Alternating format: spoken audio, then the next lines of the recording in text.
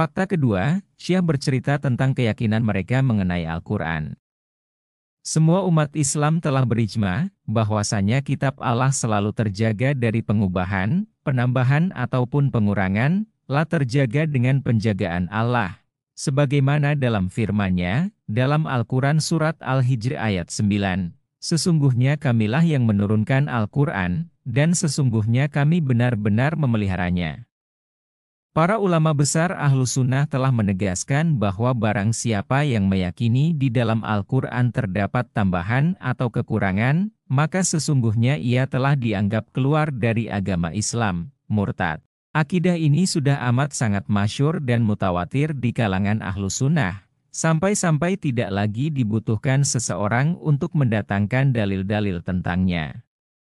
Berkata Ibnu Qudamah dalam kitab Lum'ah al-I'tiqad, halaman 19, tidak ada perbedaan pendapat di antara umat Islam, bahwa barang siapa yang mengingkari satu surat, atau satu kata, atau satu huruf dari Al-Quran yang telah disepakati, maka sesungguhnya dia telah kafir.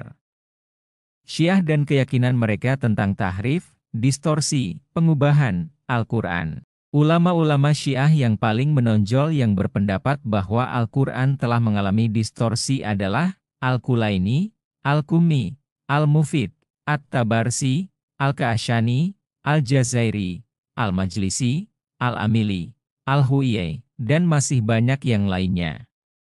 Pertama, mari kita mulai dari Al-Kulaini, pengarang kitab Al-Ka'afi, kitabnya yang paling terpercaya di kalangan orang-orang Rafidah. Pengarang berkata dalam jilid 2, halaman 634, dari Hisham bin Salim dari Abu Abdillah, Alaihissalam ia berkata, sesungguhnya Al-Quran yang dibawa Jibril kepada Muhammad Shallallahu Alaihi Wasallam terdiri dari 17.000 ayat. Padahal sepengetahuan kita ayat-ayat Al-Quran hanya berjumlah 6.000 ayat lebih sedikit. Riwayat kedua disebutkan dalam jilid 1, halaman 228. Riwayat ketiga disebutkan dalam jilid 1, halaman 228. Riwayat keempat disebutkan dalam jilid 1, halaman 229, dari Abu Basir, dari Abu Abdillah ia berkata, sesungguhnya yang berada di tangan kami adalah Mushaf Fathimah. Tahukah kalian apa itu Mushaf Fathimah? Aku bertanya, apa itu Mushaf Fathimah? La menjawab, Mushaf Fathimah tebalnya 3 kali lipat Al-Quran kalian. Demi Allah tidak ada satu huruf pun dari Al-Quran kalian, disebutkan di dalam Mushaf Fathimah. Kedua, di antara ulama Rafidah yang berpendapat bahwa Al-Quran telah mengalami distorsi, Ali bin Ibrahim Al-Qummi yang berkata dalam tafsirnya, jilid 1, halaman 36 sedih, di dalam firman Allah Subhanahu wa Ta'ala, yang artinya, kalian adalah umat yang terbaik yang dilahirkan untuk manusia. Menyuruh kepada yang makruf dan mencegah dari yang mungkar dan beriman kepada Allah. Quran Surat Ali Imran ayat 110. Berkata Abu Abdillah kepada yang membaca ayat ini, umat yang terbaik, lantas membunuh Amirul Mukminin Hasan dan Husain bin Ali, alaihimassalam. Lantas ada yang bertanya, bagaimana sebenarnya ayat tersebut diturunkan wahai putra Rasulullah? Dia menjawab, sesungguhnya ayat tersebut diturunkan, kalian para imam terbaik yang dilahirkan untuk manusia. Ketiga, Nikmatullah Al-Jazairi dalam jilid 2, halaman 363.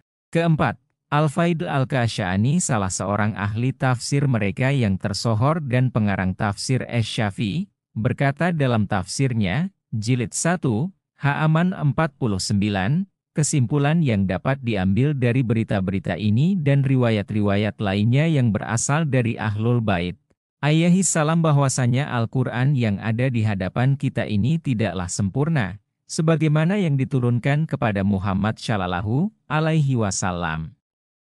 Akan tetapi di dalamnya terdapat hal-hal yang tidak sesuai dengan apa yang diturunkan oleh Allah.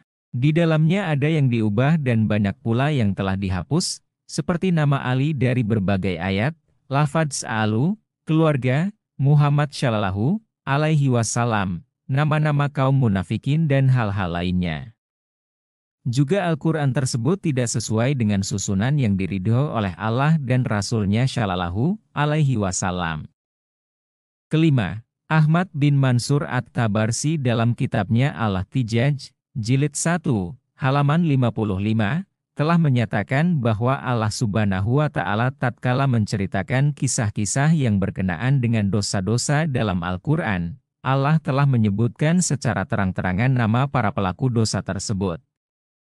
Akan tetapi para sahabat telah menghapus nama-nama tersebut, jadilah kisah-kisah itu disebutkan tanpa nama-nama pelakunya. Keenam, berkata Muhammad bin Bakir al-Majlisi dalam kitabnya Bihar al-Anwar, Jilid 89, halaman 66 sedih, bab distorsi dalam ayat-ayat Al-Quran, sehingga tidak sesuai lagi dengan apa yang diturunkan oleh Allah.